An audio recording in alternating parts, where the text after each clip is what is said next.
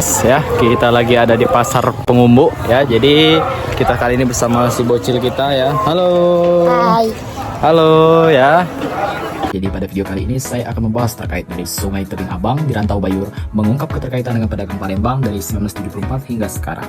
Jadi seperti yang kita tahu, jika di Rantau Bayur itu terdapat sebuah pasar yang berada di pinggir sungai ya.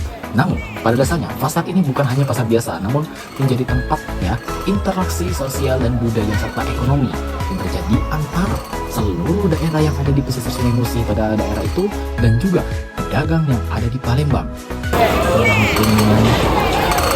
So guys, jadi kalau kita lihat secara historiografi, sungai itu telah menjadi urat nadi kehidupan masyarakat di masa lampau, terkhususnya juga di daerah Rantau Bayur, Desa Tebing Abang, di mana sejak dahulu kala mereka telah menggunakan sungai sebagai alat transportasi, sumber kehidupan, interaksi sosial, dan interaksi dari ekonomi itu sendiri.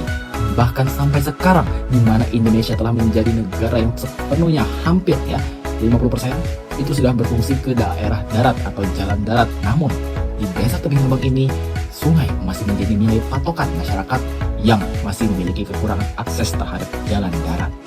Jadi, jika kita lihat ya, secara letak geografis, aliran sungai yang ada di kota Palembang itu terhubung secara satu garis besar dengan daerah yang ada di Sungai Tebing Abang Rantau Bayur.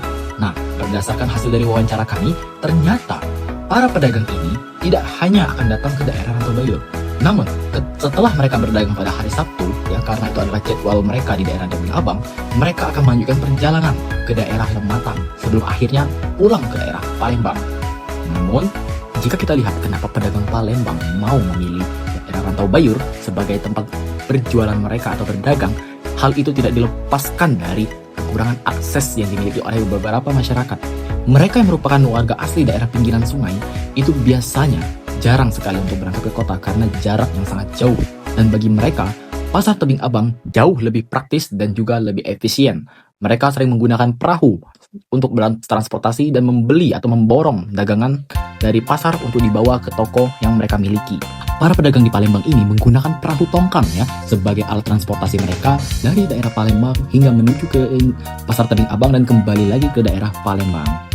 Oke guys ya, jadi setelah hasil dari pembahasan saya dengan beberapa pedagang di sini dapat disimpulkan ya, setelah berdagang ya di pada hari Sabtu ini pada pukul 10, para pedagang-pedagang yang ada di Palembang ini mereka akan pergi ya pulang ke daerah asal mereka melalui jalur yang ada di sana ya, arah Lematang. Jadi nanti ketika di arah Lematang mereka akan ke arah Palembang dan melakukan persinggahan di daerah pelabuhan di pinggir sungai. So guys, mungkin itu dulu video pada hari ini ya. Jadi seperti yang telah kita pelajari ya, kalau keterkaitan di antara Palembang dan daerah-daerah yang ada di sekitar Sumatera Selatan itu masih terikat jelas ya, apalagi dalam jalur kelautan ya.